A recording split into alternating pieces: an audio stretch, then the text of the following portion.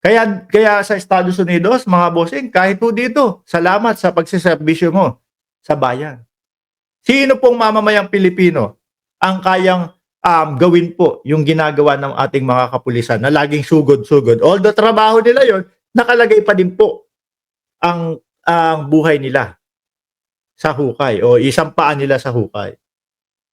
Di ba? Akala nila, dahil nga, tinaasan ni dating Pangulong Duterte, pag tayo sumigaw ng EDSA, puntahan niya mga yan.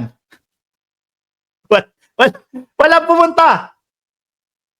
Di ba? Walang pumunta, mga boss. Tuloy. So sir, dalawa na yung impeachment complaint na na-file sa Kamara. In case makalusot sa Kamara. Uy, may pangatlo. Kung di ako nagkakamali, parang ngayong araw ipinail din yata yung pangatlo. Correct nyo na lang po ako kung meron na yung pangatlo. Aakit sa Senado and then magiging impeachment court yung Senate. So, this early ba na pag-uusapan na at may mga initial preparation na yung Senate? Wala. Sa ngayon, wala kaming initial preparations dahil sang-ayon sa rules ng Kamara na yan pa yata yung ginawa kong rules noon, no? Ako yung miyembro ng Kamara. At sinang-ayunan ng Korte Suprema sa ilang desisyon nila sa mga nagdaang impeachment complaint. What will govern the procedure or process in the House is the filing. So, pag ito'y inendorso ng wala sa 1/3, susundan na nito ang proseso sa Kamara. Pag ito'y final ng may 1/3, diretso sa amin.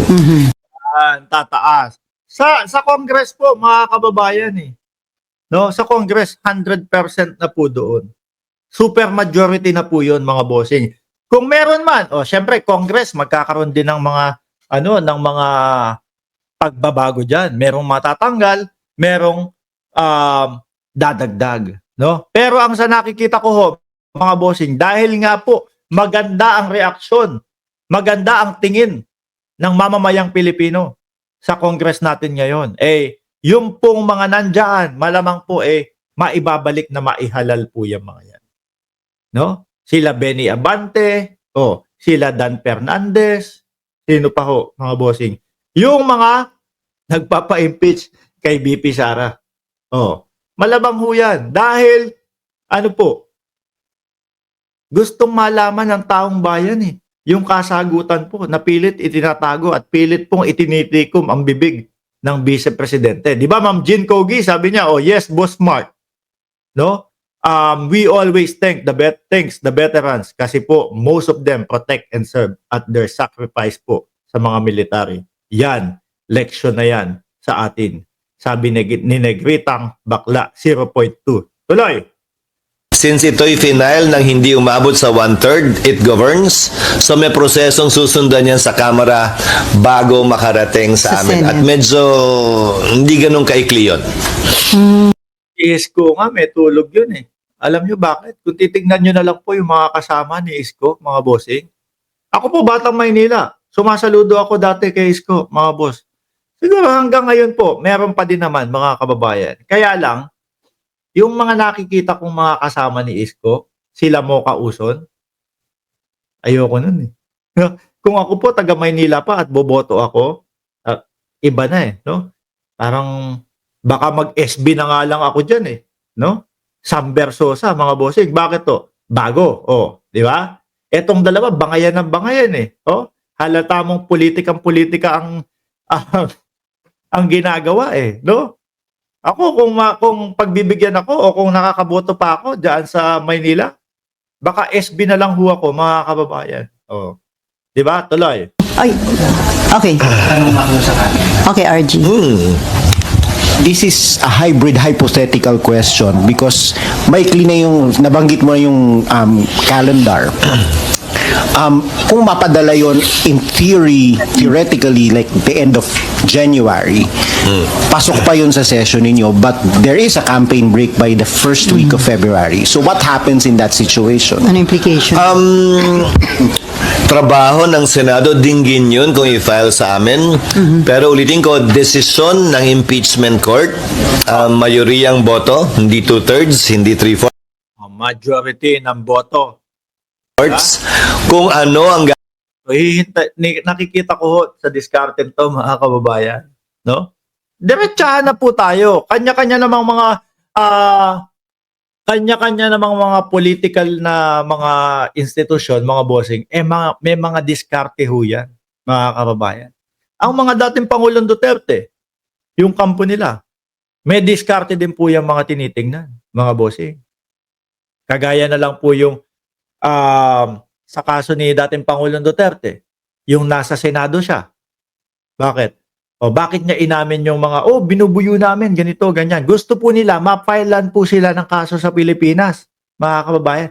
Para sa ganon, isipin ng mga ICC, may mga nag-file na ng kaso dyan sa Pilipinas, okay na to, hayaan na natin, at least justice system nyo. Yung mga nag-file po, mga bossing, ng reklamo, rekta sa ICC pa din. Bakit? Dahil alam nila na kapag po nakulong o pag nanagot sa batas ng Pilipinas si dating Pangulong Duterte, hihingi lang po yan ng pardon. Hihingi lang po yan, mga kababayan, ng paki-house arrest na lang ako, matanda na ako eh. No? Hindi ko na kaya doon sa loob ng kulungan. Style din po yun, mga bossing. Mas napaigi pa ang dating Pangulo. So ako ho, mga boss, ang tinitignan natin dito, yung kanya-kanyang mga diskarte po. Ano? Huwag na tayong maglokohan. Merong mga diskarting kanya-kanya yan. Ito, diskarte. Nung mga naniniwala na kailangan ma-impeach si VP Sara, paabutin natin ng next election. Para sa ganon, no? Yung mga senador na mga pro, dahil kaibigan nila si Sara, mga pro Sara, dahil kaibigan nila, kaya ayaw nilang ma-impeach, hintayin muna natin malaglag at mapalitan ng mga pro-impeachment.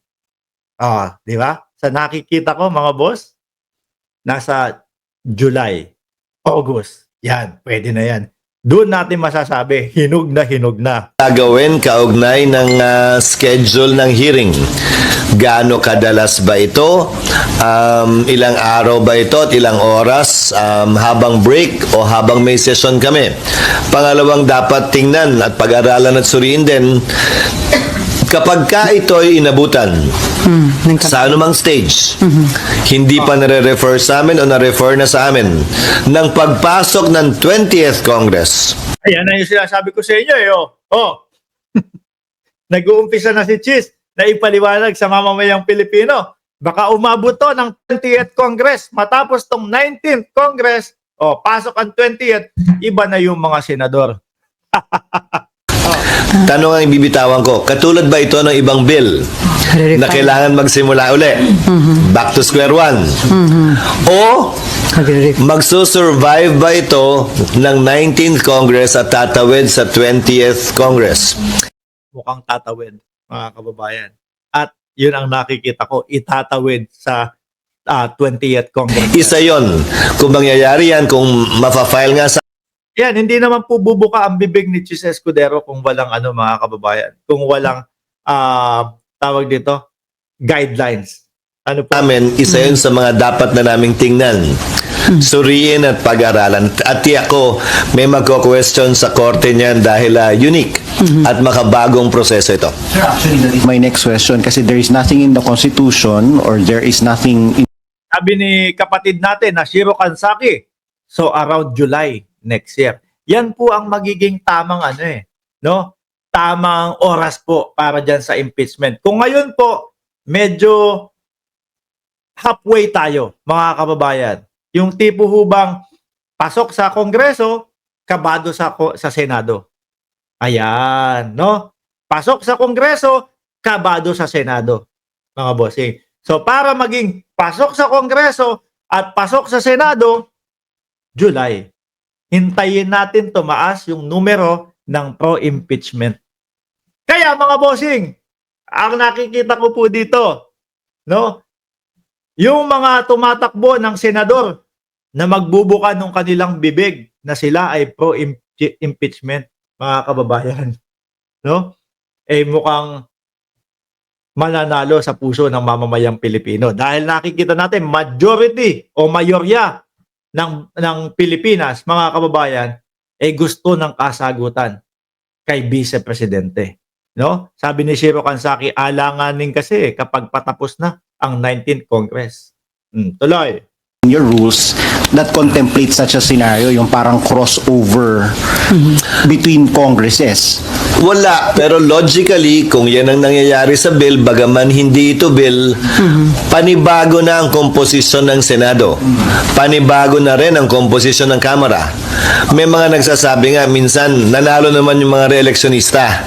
So lahat nung nasa dating Kongreso, sila pa rin. Yung nasa bagong Kongreso, pero sinimulan pa rin yung proseso ng pag-file at pag-approve ng bill. Minsan, Dahil yung isa daw po kasi, isa o dalawa lang ang pagbabago ng komposisyon ng Senado man o ng Kamara.